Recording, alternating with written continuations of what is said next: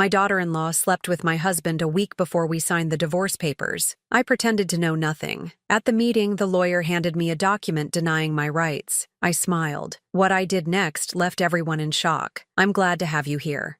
Follow my story until the end and comment the city you're watching from, so I can see how far my story has reached. The afternoon sun filtered through the lace curtains of my dining room as I set out the good china for lunch. Sage had called that morning, her voice unusually tight when she asked if we could talk, just the two of us. Something about her tone made my stomach clench, but I pushed the feeling aside. Sage was my daughter-in-law Ember's older sister, and while we'd always been cordial, we weren't particularly close. I smoothed my hands over the tablecloth, the same cream-colored linen I'd used for family gatherings for 30 years. At 64, I still took pride in maintaining traditions, in creating a welcoming home. The house felt too quiet with just me rattling around in it lately. Damon, my husband of 42 years, had been distant for months, always finding excuses to work late or disappear into his study.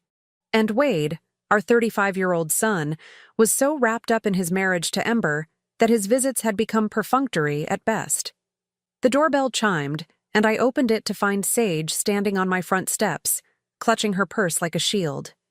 She looked pale, her usually perfect makeup slightly smudged around her eyes as if she'd been crying. "Nadine, thank you for seeing me," she said, her voice barely above a whisper. "Of course, dear. Come in, come in." I led her to the dining room, noting how her hands trembled slightly as she set down her purse. "I made your favorite cucumber sandwiches, and that lemon cake you complimented last Easter." She managed a weak smile but didn't touch the food I'd carefully arranged. Instead, she stared at her folded hands, her knuckles white with tension. "Sage, what's wrong? You look like you've seen a ghost." She looked up then, and I saw something in her green eyes that made my blood run cold. Pain, guilt, and underneath it all, a desperate kind of love. "Nadine, I need to tell you something, and I don't know how to say it without destroying everything." My heart began to pound, but I kept my voice steady. "Whatever it is, we can work through it together." Sage let out a shaky breath, tears pooling in her eyes. "It's about Ember and Damon." The world tilted slightly, but I forced myself to remain still, my hands folded calmly in my lap. "What about them? They're having an affair." The words tumbled out in a rush, as if she'd been holding them back for so long they'd built up pressure. "I've known for weeks. I saw them together at that little cafe downtown, the one near Damon's office. They were holding hands, kissing, acting like lovers." I felt something inside me crack, like ice breaking on a frozen pond, but my voice remained steady. "Are you certain?" Sage nodded miserably. "I confronted Ember about it.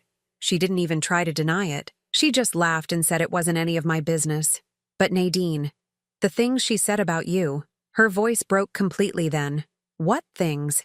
I asked, though part of me didn't want to know. "She said you were old and boring, that Damon deserved better. She said once the divorce was final, she'd make sure you got as little as possible. She's been planning this, Nadine, the whole thing. She married Wade to get close to the family, to the money. She's been working on Damon for months." The room spun around me, but I gripped the edge of the table and held on. 42 years of marriage, a son I'd raised with love and dedication, a daughter-in-law I'd welcomed with open arms, all of it crumbling because of greed and betrayal. "Why are you telling me this?" I whispered. Sage reached across the table and grasped my hand. "Because it's wrong. Because you've been nothing but kind to our family, and you don't deserve this. Because Wade doesn't deserve to be married to someone who's capable of this level of deception." She paused, wiping her eyes with her free hand. "And because I love my nephew, and I can't stand watching Ember destroy everything good in this family." I stared at our joined hands, mine wrinkled and spotted with age, hers smooth and young. "Does Wade know?" "No, and I don't know if I should tell him. It would destroy him." I pulled my hand free and stood up slowly, walking to the window that overlooked the garden Damon and I had planted together in our early years. The roses were in full bloom, their red petals bright against the green foliage. Everything looked so normal, so peaceful, but underneath, the roots were rotting. "What will you do?" Sage asked behind me. I turned back to her, and something had shifted inside me. The initial shock was giving way to something cooler, more calculating. I'd spent my entire adult life taking care of others, smoothing over problems, keeping the peace. But this wasn't something that could be smoothed over. Nothing, I said calmly. Sage's eyes widened. Nothing? I'm going to pretend I never heard this conversation. I'm going to smile and play the devoted wife and mother, and I'm going to let them think they're winning. But Nadine, Sage dear, some games require patience, and I've been patient for a very long time. I sat back down and poured myself a cup of tea with steady hands. Tell me, does Ember know you're here? No, she thinks I'm at work. Good. It needs to stay that way. I met her eyes, and she must have seen something there that surprised her because she sat back slightly. Can you do that for me? Can you pretend you never told me? Sage nodded slowly. But what about Wade? What about your marriage? I took a sip of tea, letting the familiar ritual calm my racing thoughts. Some battles aren't won by charging in with guns blazing, dear. Sometimes you have to let your enemies think they've already won. After Sage left, I sat alone in my dining room for a long time, staring at the untouched cake and sandwiches. The house felt different now, as if the very walls had shifted. Every family photo on the mantel, every shared memory attached to the furniture and decorations, all of it tainted by the knowledge of what was happening under my own roof. When Damon came home that evening, I was in the kitchen preparing his favorite dinner, pot roast with carrots and potatoes, the same meal I'd made every Thursday for 40 years. Smells good, he said, not meeting my eyes as he loosened his tie. Long day at the office? I asked pleasantly, as if I didn't know he'd probably spent his lunch hour with my daughter-in-law. The usual. He disappeared upstairs to change, and I continued setting the table, my movements automatic and precise. When he returned, we ate in relative silence, the conversation limited to mundane topics about the weather and household repairs. But I watched him carefully now, noting things I'd overlooked before. The way he checked his phone constantly, the new cologne he'd started wearing, the fact that he no longer looked at me when he spoke. 42 years, and I was just now seeing my husband clearly. That night, as he lay beside me in our king-sized bed, I stared at the ceiling and made a decision. They wanted to play games? Fine. But they had no idea who they were playing against. Living with the knowledge of betrayal was like walking on broken glass. Every smile I forced, every pleasant conversation I maintained, cut deeper into my soul. But I persisted, playing my role as the unsuspecting wife and mother while carefully observing the elaborate deception unfolding in my own home. 3 days after Sage's revelation, Ember arrived for our usual Sunday dinner.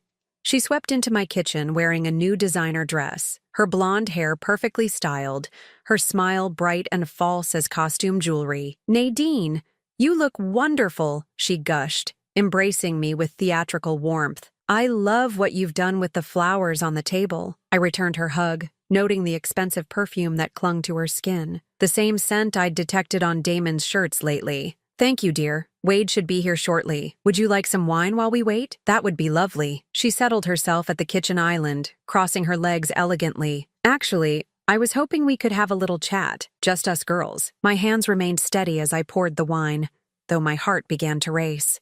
"Of course. What's on your mind?" Ember took a delicate sip and leaned forward conspiratorially. "I'm worried about you, Nadine. About you and Damon." The audacity of it nearly took my breath away. Here she was, the architect of my marriage's destruction, pretending to be concerned. "Oh? Why would you be worried?" "Well, you two seem so distant lately. At family gatherings, there's this tension." She placed her manicured hand over mine in a gesture of false sympathy. "Marriage can be so challenging after so many years. The spark just fades sometimes." I nodded thoughtfully, as if considering her words. "You know, you might be right. We have been going through a rough patch." Ember's eyes lit up with satisfaction that she tried to disguise as concern. "Have you considered counseling? Or maybe it's time to think about what would make you both happier in the long run." "You think we should divorce?" I asked, my voice carefully neutral. "I'm not saying that," she backtracked quickly, but I could see the excitement beneath her concerned facade. "I just think life is too short to stay in a marriage that isn't fulfilling. You deserve to be happy, Nadine. You deserve someone who appreciates you." The irony was suffocating. "That's very thoughtful of you to say." "I care about this family," she continued, her voice taking on a practiced sincerity. "Wade would want both his parents to be happy, even if that means apart. And honestly, you're still such an attractive woman. I'm sure there are plenty of men who would be thrilled to have someone like you." I smiled and nodded, playing the role of the naive older woman being gently guided toward divorce by her caring daughter-in-law. Inside, I was cataloging every word, every gesture, every calculated manipulation. When Wade arrived, the dynamic shifted immediately. Ember transformed into the devoted wife, hanging on his every word, touching his arm constantly, laughing at his jokes with exaggerated delight. But I noticed how her eyes would drift to the doorway whenever Damon's car pulled into the driveway. Damon entered the dining room 20 minutes late, claiming he'd been detained at the office.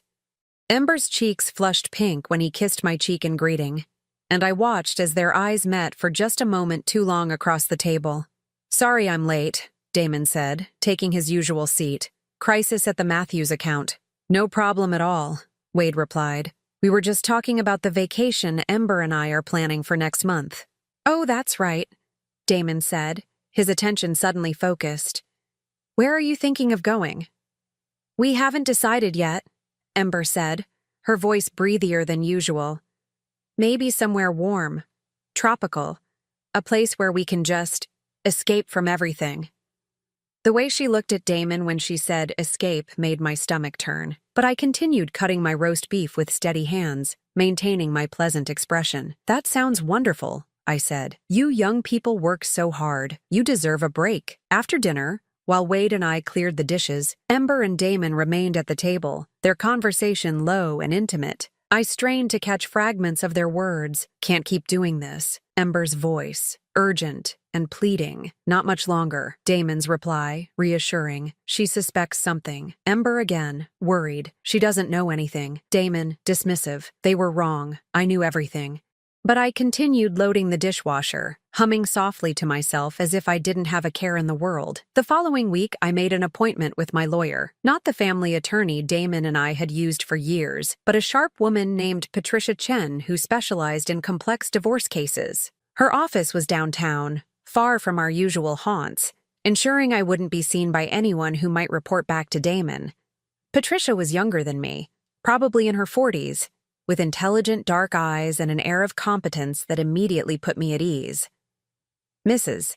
Morrison," she said after I'd explained my situation, "I have to ask why you haven't confronted your husband directly about the affair." I clasped my hands in my lap, choosing my words carefully, "because I want to understand exactly what I'm dealing with before I make any decisions. This house, our assets, our family legacy, I need to know where I stand legally." Patricia nodded approvingly. "Smart approach. Let's start with the basics. How are your assets currently titled?" For the next hour, we went through everything. The house, purchased 40 years ago with money from my family's estate. The investment accounts, accumulated over decades of careful saving. The family business that Damon had inherited from his father. Most importantly, the trust that had been established by my grandfather, which included the house and several other properties. "This is interesting," Patricia said, studying the trust documents I'd brought. "Your grandfather was quite forward-thinking. This trust has some very specific provisions about inheritance and divorce." "What kind of provisions?" "Well, the house can never be sold or transferred to anyone outside your direct bloodline. Even if you divorce, your husband would have no claim to it. And there's a clause here about infidelity that's quite unusual for trusts established in that era." My pulse quickened. "What does it say?" Patricia read from the document. "In the event that a marriage is dissolved due to adultery, the innocent party retains all rights to trust properties, and the offending party forfeits any claim to assets derived from or connected to said trust." I sat back in my chair, feeling something like hope stir in my chest for the first time in weeks. "So if I can prove Damon's affair, you would retain not just the house, but several other properties and investments that are connected to the trust. Properties that your husband currently believes he has a stake in. And he doesn't know about these provisions?" Patricia shook her head. "From what you've told me, it sounds like he's operating under the assumption that you'd be entitled to half of everything in a standard divorce proceeding. He has no idea about the trust's protections." I left Patricia's office feeling lighter than I had in weeks. Damon and Ember thought they were playing chess, but they didn't even know all the pieces on the board. That evening, I watched as Damon struggled to maintain his facade of the devoted husband. He complimented my cooking with forced enthusiasm, asked about my day with manufactured interest, and kissed my forehead goodnight with lips that had been kissing another woman. But I could see the cracks in his performance. The guilt was eating at him, even as his arrogance convinced him he was getting away with it. "Damon," I said as we prepared for bed, "I've been thinking about what Ember said the other day, about our marriage." He stiffened, his back to me as he hung up his shirt. "What about it?" "Maybe she's right. Maybe we should consider our options." He turned then, and I saw a flash of something in his eyes. Relief? Excitement? "Are you saying you want a divorce?" I shrugged, as if the thought didn't break my heart. "I'm saying maybe it's time we both pursued our happiness, wherever that might lead." Damon nodded slowly, trying to look solemn while clearly fighting back a smile. "If that's what you want, Nadine, I just want you to be happy, liar." But I smiled back at him, playing my part in this terrible theater. "I want us both to be happy."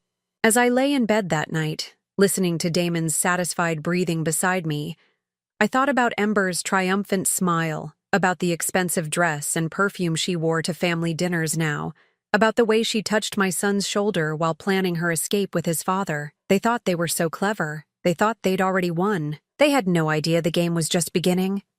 The law offices of Pemberton and Associates occupied the top floor of a gleaming downtown high-rise, all marble and mahogany designed to intimidate.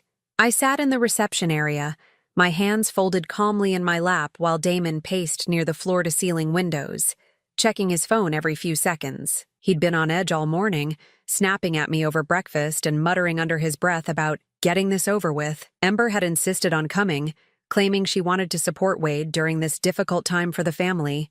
She sat beside my son now, her hand resting possessively on his thigh while she whispered reassurances in his ear. Wade looked devastated, his face pale and drawn. He still believed this divorce was a mutual decision, a sad but amicable end to a marriage that had simply run its course, if only he knew the truth. "Mrs. Morrison? Mr. Morrison?" A tall, silver-haired man in an expensive suit approached us.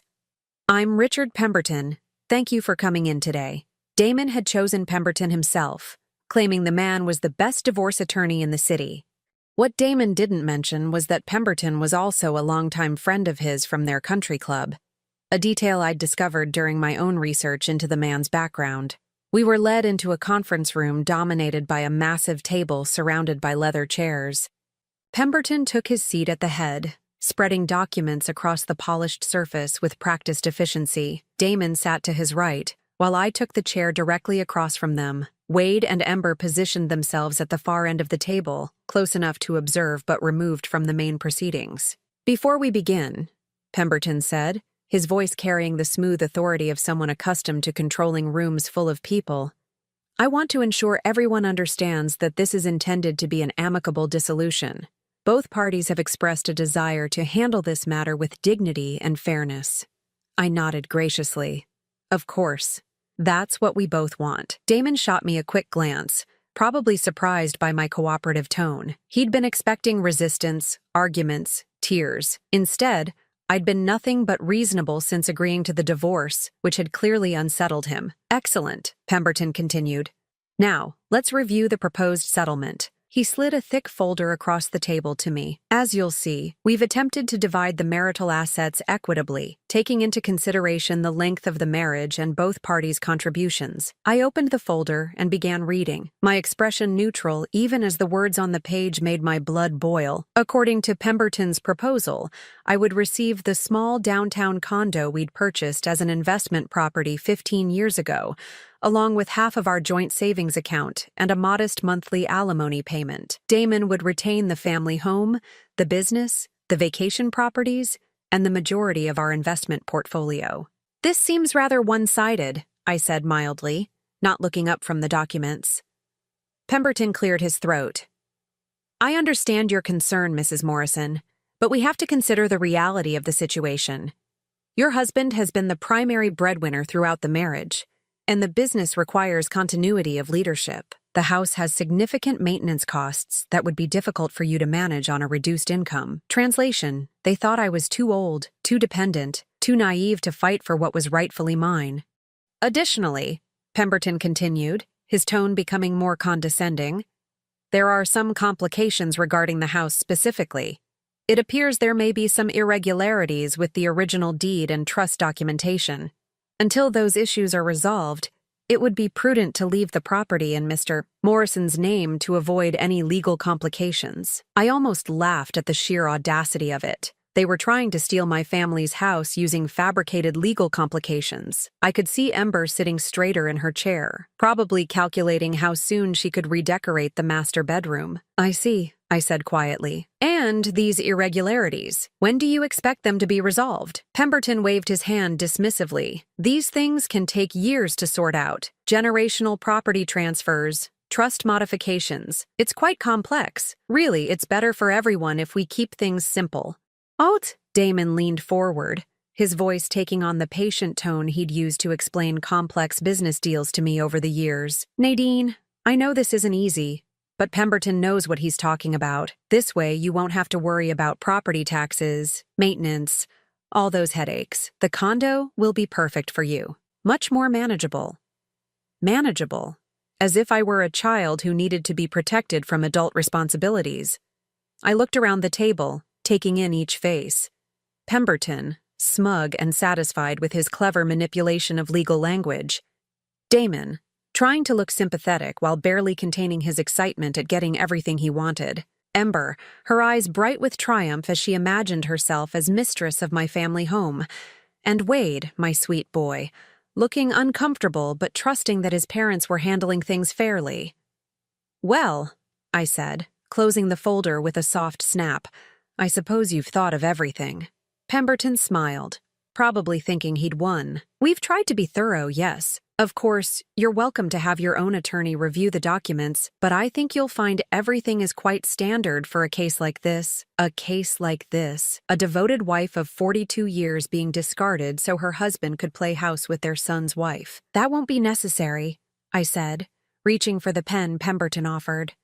Where do I sign? The room went silent. Even Ember looked surprised by my immediate capitulation. Are you sure, Mom? Wade asked, his voice uncertain. Maybe you should take some time to think about it.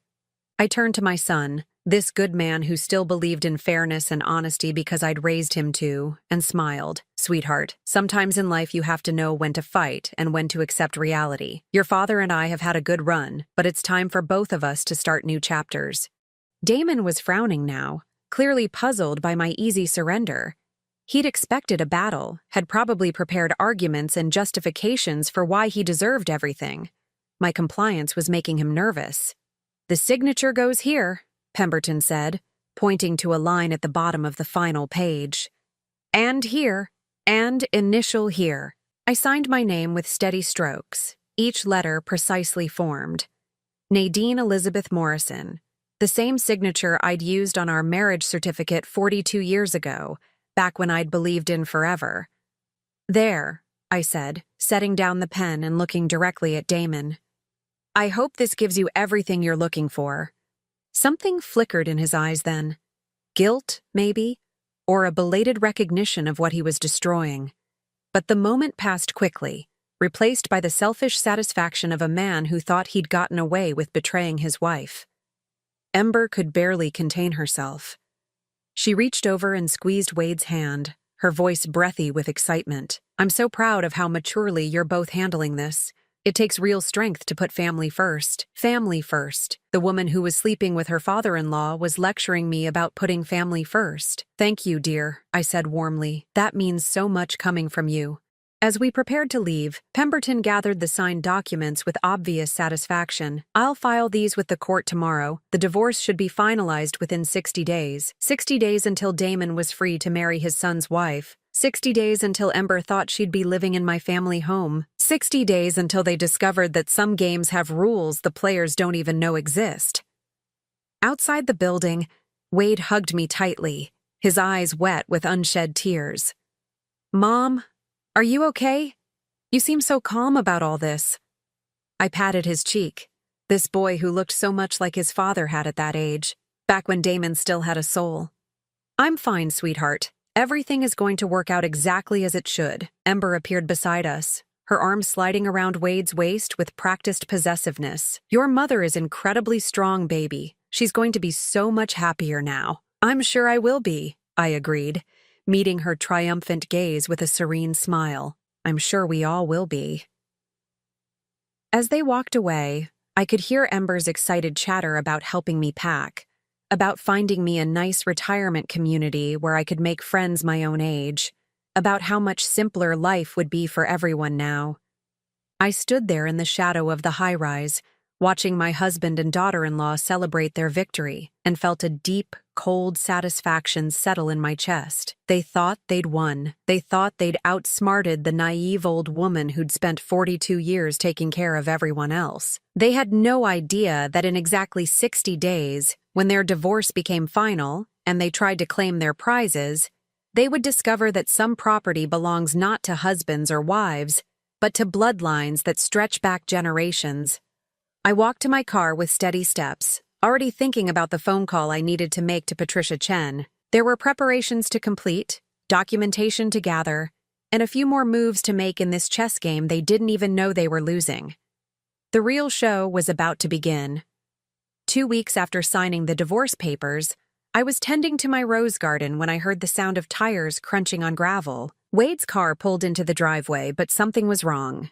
Instead of his usual cheerful wave, he sat behind the wheel for a long moment, his hands gripping the steering wheel as if it were the only thing keeping him upright.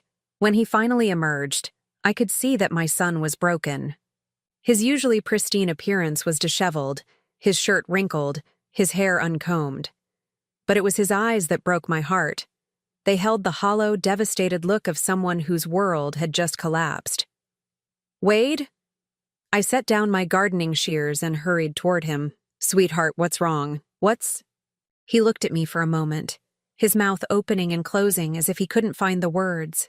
Then his face crumpled, and he collapsed onto my front steps like a marionette whose strings had been cut. "She's been lying to me," he whispered, his voice raw with pain. "All this time she's been lying, and—" I sat down beside him, not trusting myself to speak. Part of me wanted to wrap my arms around him and tell him everything would be okay. Another part wanted to demand details, to finally have confirmation of what I'd known for weeks. Instead, I waited, letting him find his way to the truth at his own pace.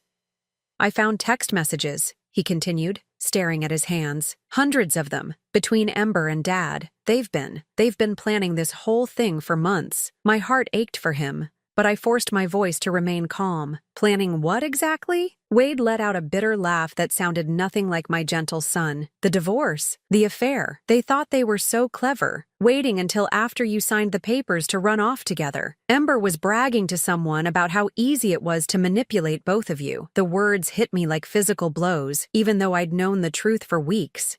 Hearing it from Wade's lips made it real in a way that all my observations and suspicions hadn't. "How did you find out?" I asked quietly. "Sage called me." Wade's voice was thick with gratitude and grief. "She said she couldn't watch this happen anymore. She told me where to look, what to search for." I thought she was crazy at first, but then I checked Ember's phone while she was in the shower and— He trailed off, unable to finish the sentence. I could imagine what those messages contained.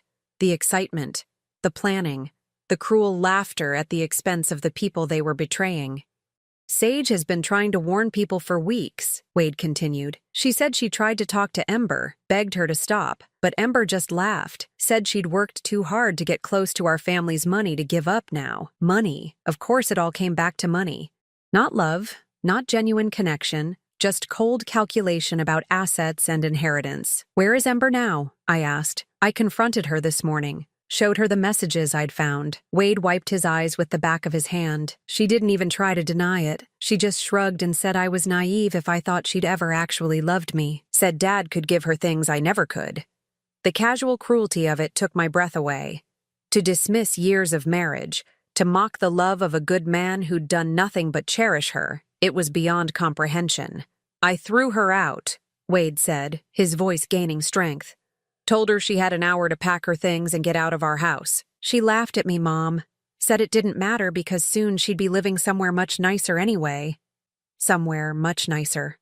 My family home, which she believed would soon be hers. "I'm so sorry, sweetheart," I said, finally allowing myself to touch his shoulder. "You didn't deserve any of this."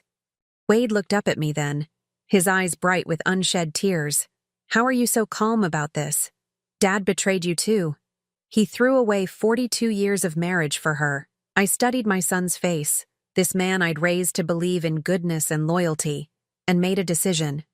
He deserved to know that he wasn't alone in this, that someone else was fighting for what was right. "Wade, there's something I need to tell you about the divorce, about what really happened in that lawyer's office." Over the next hour, I told him everything.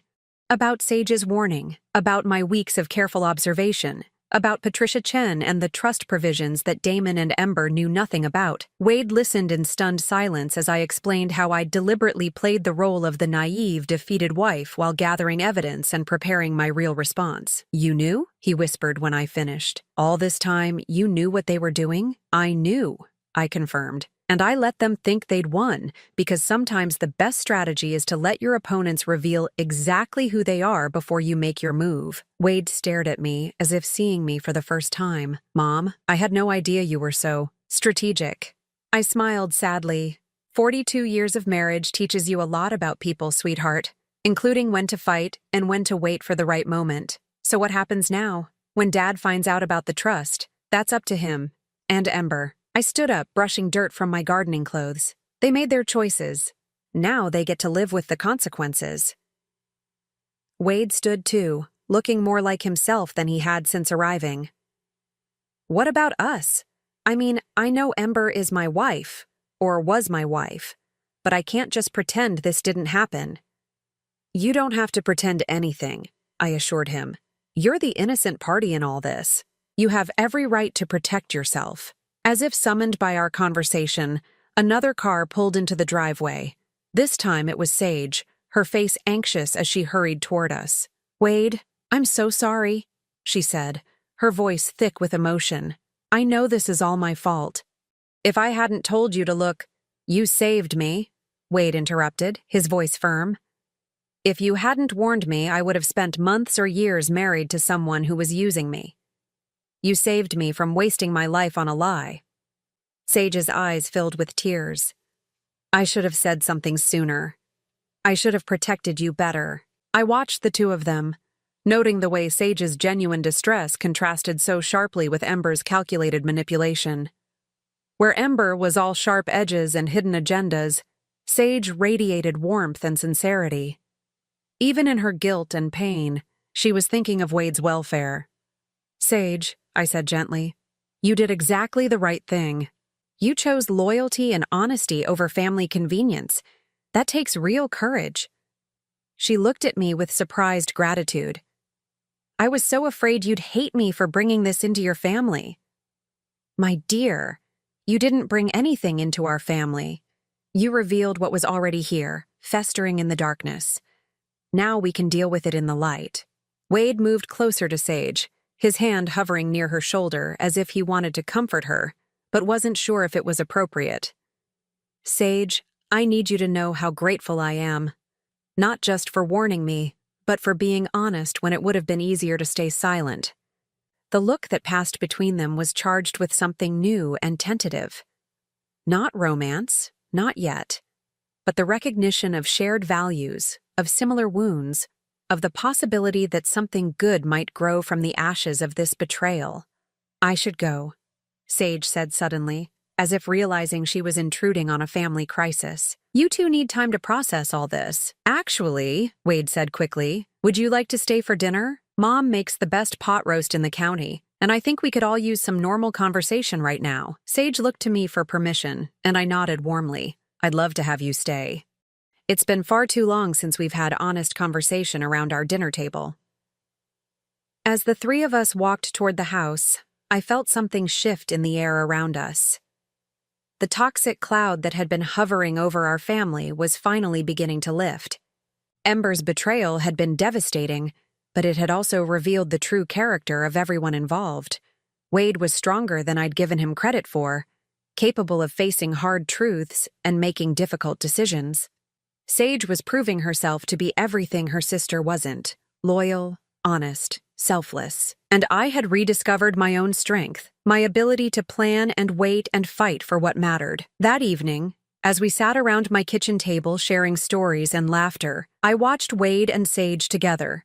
There was something healing in their connection, a recognition that they had both been betrayed by someone they loved, but that betrayal didn't have to define them. You know, Sage said quietly as we cleared the dishes, Ember always said I was too soft, too trusting. She said nice people finish last. Wade paused in his work, looking at her intently. I used to think being decent was enough, that if you treated people well and trusted them, they'd do the same for you. And now? I asked, curious about how this experience would change my son. Wade glanced at Sage, then back at me. Now I think being decent is still the right choice. But it doesn't mean you have to be naive.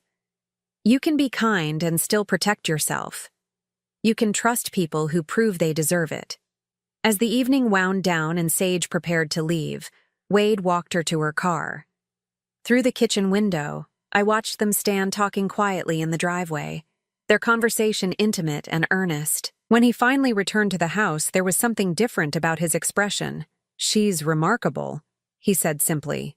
"Yes, she is," I agreed. "Very different from her sister."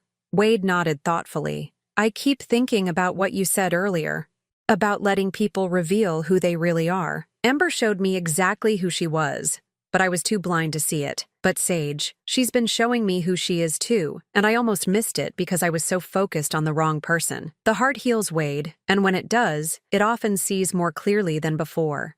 That night, as I prepared for bed in the house that would soon legally be mine again, I thought about the strange turns life takes. Ember's betrayal had been devastating, but it had also created opportunities for truth, for genuine connection, for new beginnings based on honesty rather than deception. In trying to destroy our family, Ember had actually revealed its strength.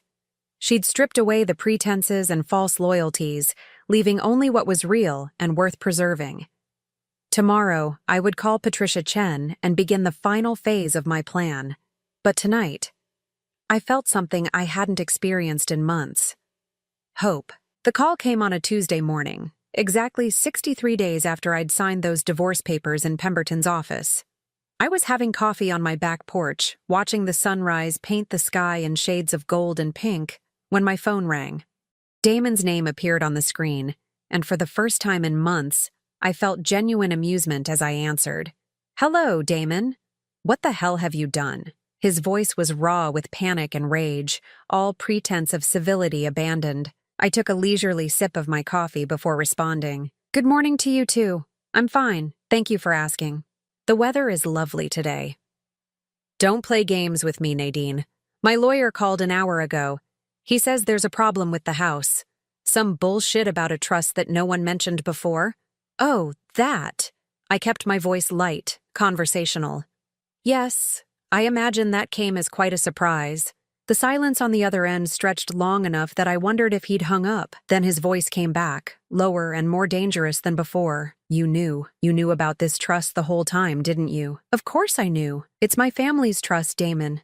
My grandfather established it to protect our property from exactly this kind of situation." "This kind of situation?" His voice cracked with indignation. "We're getting divorced. That's normal, Nadine. People get divorced every day." I stood up and walked to the edge of the porch, looking out over the garden that my grandmother had planted, that my mother had tended, that I had lovingly maintained for 40 years. "You're right. People do get divorced every day, but they usually don't commit adultery with their daughter-in-law while planning to steal their wife's family home." The sharp intake of breath told me he hadn't expected such direct confrontation. For weeks, I'd played the role of the confused, hurt wife. Now he was hearing from the woman who'd been planning his downfall while he celebrated his cleverness. "How long have you known?" he asked finally. "Long enough," I replied. "Long enough to document everything. Long enough to protect what matters. Long enough to watch you and Ember plan your little future together in my family's house." "Our house," he corrected automatically, but there was no conviction in his voice anymore. "No, Damon. Never our house. The deed has always been in trust. You were allowed to live here as my husband, but you never owned so much as a single brick. And now that you've chosen to end our marriage through adultery, you've forfeited any right to remain here. Another long silence. Then, in a voice that sounded like a man watching his world collapse, "Where am I supposed to go?" The pathetic quality of the question almost made me feel sorry for him. Almost. "I imagine you and Ember will figure something out. You're both so clever, after all. Nadine, please. Can't we work something out? I know I made mistakes, but—" "Mistakes?" I cut him off, my voice sharp for the first time. Mistakes are forgetting to pick up milk or missing an anniversary. What you did was a deliberate betrayal of everything we built together. What you did was seduce our son's wife and plan to steal my inheritance. Those aren't mistakes, Damon. That's who you chose to become." I heard a woman's voice in the background, shrill and demanding. Ember, no doubt wanting to know what was happening to her carefully laid plans. "I have to go," Damon said, his voice defeated. "But this isn't over." "Yes, it is," I replied calmly. "It's been over for quite some time. You just didn't realize it yet." After hanging up, I sat back down and finished my coffee in peaceful silence. The phone rang several more times. Damon's number, then an unknown number that was probably Ember. But I didn't answer. I had nothing more to say to either of them. An hour later, Wade's car pulled into the driveway. He looked grim but determined as he walked up the porch steps, Sage beside him holding a manila folder. "Mom, we need to talk," he said without preamble. "Of course. Come sit down." Wade took the chair across from me while Sage settled beside him, their proximity speaking to the growing bond between them. Over the past few weeks, they'd become inseparable, finding solace and understanding in their shared experience of betrayal. "Sage has been helping me go through Ember's things," Wade began. "We found some documents that I think you need to see." Sage opened the folder and pulled out a stack of papers. "These were hidden in a lockbox in Ember's closet. I think they show just how long this has been planned." The first document was a copy of my grandfather's will, annotated in Ember's handwriting with notes about property values and inheritance laws. The second was a timeline, meticulously detailed, showing when she'd planned to seduce Damon, when they'd initiate divorce proceedings, and when they expected to take possession of the house. But it was the third document that made my blood run cold. It was a life insurance policy on me, taken out by Ember 6 months ago, enlisting herself as the beneficiary. "She forged your signature," Sage said quietly. "I checked with the insurance company. They have no record of you ever agreeing to this policy." Wade's face was pale with fury. "She wasn't just planning to steal from you, Mom. She was planning to—" He couldn't finish the sentence. I stared at the policy, feeling a chill that had nothing to do with the morning air. The woman I'd welcomed into my family, whom I'd treated like a daughter, had been planning not just my financial ruin but potentially something far worse. "There's more," Sage continued, pulling out a printed email. "This is from a private investigator Ember hired to look into your family's assets. She's been researching the trust for months, trying to find loopholes." The investigator's report was thorough and chilling. It detailed not just the trust provisions, but my daily routines, my medical history, my relationships with neighbors and friends. Ember had been studying me like a predator studies prey. "Wade, I need you to take these documents to the police," I said, my voice steady despite the turmoil in my chest. "The forged insurance policy alone is a felony." "Already done," he replied. "I called Detective Martinez this morning. He's opening an investigation into identity theft and insurance fraud." We sat in silence for a moment, absorbing the full scope of Ember's betrayal. She hadn't just been unfaithful, she'd been systematically planning to destroy our entire family. "There's something else," Sage said hesitantly. "Something I probably should have told you weeks ago." Wade took her hand encouragingly. "Go ahead. Ember isn't just manipulative and greedy. She's dangerous. This isn't the first time she's done something like this." Sage's voice was barely above a whisper. "Our Aunt Eleanor died 2 years ago. Sudden heart attack. Very unexpected. Ember was taking care of her at the time, helping with her medications. The implications hung in the air like a toxic cloud." Wade's grip on Sage's hand tightened. "The doctors said it could happen to anyone," Sage continued. "Eleanor had a heart condition, and sometimes these things just happen. But afterward, Ember inherited Eleanor's house and her savings, and she seemed so pleased about it. Not grief-stricken like you'd expect, but satisfied." "Did you tell the police about this?" I asked. Sage nodded. Detective Martinez is looking into Eleanor's death, too. He said they might be able to exhume the body if they find enough evidence to warrant an investigation. We were interrupted by the sound of a car pulling up the driveway with unnecessary aggression. Through the trees, I could see Damon's Mercedes, followed by a small moving truck. Ember emerged from the passenger seat like a fury, her perfect facade finally cracking to reveal the calculating predator beneath. "That's my cue to go inside," I said, standing. "Wade, would you and Sage mind handling this? I don't think I can look at either of them right now without saying something I might regret." From my living room window, I watched the confrontation unfold on my front lawn. Ember was screaming at Wade, her face twisted with rage as she pointed at the house. Damon stood beside the moving truck, his shoulders slumped in defeat. Two burly movers waited uncertainly, unsure whether to unload their cargo. Wade's voice carried through the glass, calm but implacable. "You're not welcome here, Ember. Neither of you are." "This is my house," Ember shrieked. "We signed papers, it's ours." "No," Sage said, stepping forward to stand beside Wade. "It never was, and it never will be." The look Ember gave her sister was pure venom. "You did this. You poisoned them against me. You're just jealous because I found a way out of our pathetic family, and you're still stuck being nobody." "I'd rather be nobody than be you," Sage replied quietly. Ember lunged forward as if to attack her sister, but Wade stepped between them, his presence enough to stop her advance. For a moment, the three of them formed a tableau. Wade and Sage united in their strength and integrity, Ember isolated in her rage and desperation. "Get off my property," Wade said, his voice carrying an authority I'd never heard from him before. "Both of you.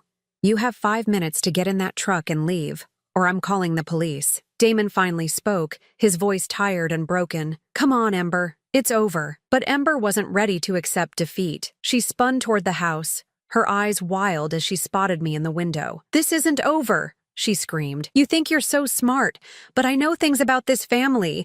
I know secrets that could destroy all of you." I opened the window slightly, my voice carrying clearly across the yard. "The only secrets being destroyed today are yours, dear. Detective Martinez is very interested in your relationship with your Aunt Eleanor." The color drained from Ember's face so quickly I thought she might faint. Damon grabbed her arm, pulling her toward the truck with sudden urgency. "We're leaving," he called out. "We're leaving right now." As the moving truck pulled away, followed by Damon's Mercedes, I felt something release in my chest. The strangers who had invaded my home, who had planned to steal my legacy and possibly worse, were finally gone. Wade and Sage came inside, both looking emotionally drained but victorious. "It's over," Wade said, collapsing into my favorite armchair. "They're really gone." "The house part is over," I corrected gently, "but Ember still needs to face consequences for what she's done. The forgery, the fraud, possibly Eleanor's death. Justice moves slowly, but it moves." Sage curled up on the couch, looking younger and more vulnerable than her 30 years. "I keep thinking I should feel sorry for her. She's my sister after all, but I can't. She chose this path, step by step, decision by decision." "You don't owe her your sympathy," I assured her. "She made her choices. Now she gets to live with them." As evening fell, the three of us prepared dinner together in my kitchen. It felt like a celebration, though none of us said so explicitly. We were celebrating survival, integrity, and the bonds that truly matter. Looking at Wade and Sage working side by side, I could see something beautiful growing between them. Not the desperate, grasping love that Ember had offered, but something real and lasting, built on mutual respect and shared values. "You know," I said as we sat down to eat, "this house has seen a lot of history. My grandmother raised 5 children here. My mother survived the Depression within these walls. I raised Wade here, and someday, I hope his children will play in that same backyard." Wade and Sage exchanged a look that spoke volumes about their future together. "But tonight," I continued, raising my glass of wine, "we celebrate the fact that this house will remain in the hands of people who understand what family really means." As we toasted to new beginnings, I felt the deep satisfaction of a battle well fought and won. Ember and Damon had tried to destroy everything I held dear, but in the end, they'd only succeeded in revealing what was truly precious. 6 months later, I stood in my kitchen preparing Thanksgiving dinner, the same kitchen where I'd entertained Ember's false sympathy and endured her calculated manipulations. But today, the space felt entirely different, warm, honest, filled with genuine laughter and love. Wade was at the stove, carefully basting the turkey with the same concentration he'd shown as a child learning to tie his shoes. Sage sat at the kitchen island, her engagement ring catching the afternoon light as she chopped vegetables for stuffing. They'd announced their engagement a month ago, and seeing them together still filled me with quiet joy. "Mom, the timer for the sweet potatoes is going off," Wade called out, his sleeves rolled up and an apron protecting his shirt. "I've got it," Sage said, sliding off her stool with practiced ease. Over the past months, she'd become an integral part of our household rhythm, helping with cooking, gardening, and the 1,000 small tasks that make a house a home. The front doorbell chimed, and I went to answer it, expecting our neighbors, the Hendersons, whom I'd invited to join us for dinner. Instead, I found Detective Martinez standing on my porch, his expression serious but not grim. "Mrs. Morrison, I hope I'm not interrupting your holiday." "Not at all, Detective. Please come in. Can I offer you some coffee? We have plenty of food if you'd like to stay for dinner." He followed me into the living room, declining my offer of refreshment. "I wanted to update you on the investigation before the holiday weekend." Wade and Sage appeared in the doorway, their faces tense with anticipation.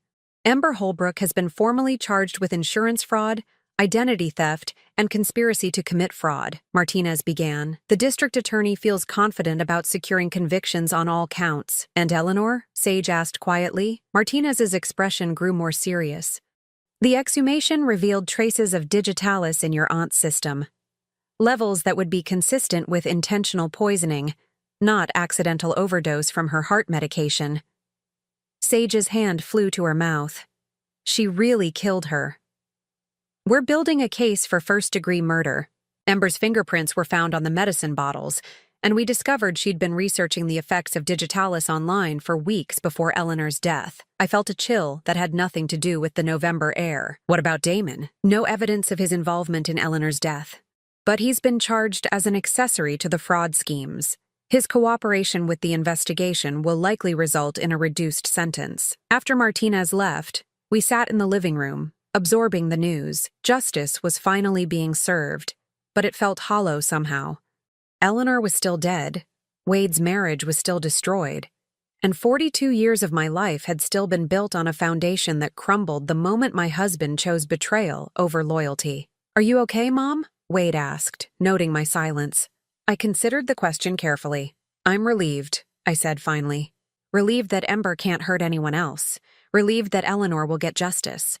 But mostly, I'm relieved that we survived this with our integrity intact." Sage reached over and squeezed my hand. "I keep thinking about all the what-ifs. What if I hadn't told you about the affair? What if you hadn't known about the trust? What if Ember had succeeded?" "But she didn't," Wade pointed out. "And we're all stronger now because of it." He was right. The past 6 months had tested us in ways I'd never imagined, but we'd emerged more connected, more honest with each other, more aware of what truly mattered. The Hendersons arrived shortly after, followed by Patricia Chen and her husband, whom I'd invited after discovering we shared a love of gardening. The dining room filled with conversation and laughter, the kind of genuine warmth that can't be manufactured or manipulated. As we sat down to dinner, I looked around the table at the faces gathered there. Real friends, chosen family, people who cared about each other without agenda or calculation. This was what Ember had never understood. That true wealth isn't measured in property values or bank accounts, but in the quality of the relationships you build. "Before we eat," I said, standing and raising my wine glass, "I want to say something." The conversation quieted, all eyes turning to me. This year has been one of the most difficult of my life. I lost a marriage I thought would last forever. I discovered that someone I loved was capable of unimaginable betrayal. I learned that my family was under attack from within. I paused, meeting each pair of eyes around the table. But I also learned that I'm stronger than I ever imagined. I learned that my son is a man of integrity who chooses love over revenge. I learned that sometimes the greatest gifts come disguised as losses. I looked directly at Sage. This woman who'd had the courage to speak truth when silence would have been easier. I learned that family isn't just about blood. It's about people who stand by you when the world tries to tear you down. People who choose honesty over convenience, loyalty over self-interest. Wade stood and raised his own glass. To Mom, who taught us that grace under pressure isn't just a saying, it's a way of life. To Nadine, Patricia added, who proved that patience and planning can overcome any adversary. To new beginnings, Sage said softly, and to families we choose as much as families we're born into. As we clinked glasses, I felt a deep sense of completion. Not because the story was over. Wade and Sage would marry in the spring. There would be grandchildren eventually. Life would continue with all its joys and challenges. But because I finally understood who I was beyond being Damon's wife or Wade's mother, I was Nadine Morrison, keeper of my family's legacy, protector of what mattered, survivor of betrayal, and architect of my own future. After dinner, as our guests prepared to leave, Patricia pulled me aside. "Have you given any thought to what you'll do with the downtown condo?" she asked. "The one from the divorce settlement?" I smiled. "I'm thinking of turning it into a refuge for women who are rebuilding their lives after divorce.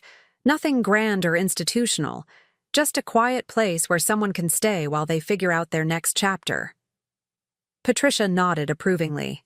"Ember probably thought she was taking something valuable from you with that settlement. She had no idea she was giving you away to help other women in similar situations. Ironic, isn't it? Her greed became the foundation for something genuinely useful." Later that evening, after Wade and Sage had gone home to their apartment, I walked through the quiet house, turning off lights and checking locks. The same ritual I'd performed for 40 years, but now it felt different, peaceful rather than routine, secure rather than automatic. In my bedroom, I opened the jewelry box where I kept my most precious possessions, past the pearl necklace my mother had given me, past the gold bracelet from my grandmother. I found what I was looking for, my original wedding ring, the simple gold band Damon had placed on my finger when we were both young and full of dreams. I held it up to the lamplight, studying the inscription inside. Forever and always D. Forever had lasted 42 years. Always had ended the day he chose another woman over his family. But that didn't erase the good years, the love that had been real, even if it hadn't been permanent. I placed the ring back in the box, not with anger or sadness, but with acceptance. That chapter of my life was closed, but the story continued. My phone buzzed with a text message from Wade. "Thank you for an amazing Thanksgiving, Mom. Sage and I are so grateful to have you in our lives." I typed back, "Thank you for becoming the man I always knew you could be. Sleep well." A second message appeared. This one from Sage. "I never had a mother who believed in me the way you do. Thank you for showing me what real strength looks like." I wiped away the tears that sprang to my eyes. At 64, I was discovering that some of life's greatest gifts come in the second act, when you finally understand what you're worth and refuse to accept anything less. The house settled around me with familiar creaks and sighs, the sounds of a structure that had weathered many storms and would weather many more. I thought about my grandmother, who'd raised 5 children in this house during the Depression. I thought about my mother, who'd maintained it as a sanctuary during World War II when my father was overseas. I was part of a long line of strong women who'd protected what mattered, who'd faced adversity with grace and determination. Ember had tried to break that chain, but she'd only succeeded in forging it stronger. Tomorrow, I would start planning the refuge for divorced women, using the condo that was supposed to be my consolation prize. Next month, I would help Wade and Sage plan their wedding, which would take place in the garden where my grandmother had married my grandfather 80 years ago. But tonight, I would simply be grateful for survival, for discovery, for the knowledge that at any age, at any stage of life, it's never too late to discover who you really are when everything false is stripped away. Outside my window, the November wind rustled through the bare branches of the oak tree Damon and I had planted on our 10th anniversary. It had weathered storms, droughts, and countless seasons of change. Like me, it had bent but not broken, had endured and grown stronger. In the spring, it would bloom again, and so would I. Now I'm curious about you who listened to my story. What would you do if you were in my place? Have you ever been through something similar? Comment below, and meanwhile, I'm leaving on the final screen 2 other stories that are channel favorites, and they will definitely surprise you. Thank you for watching until here.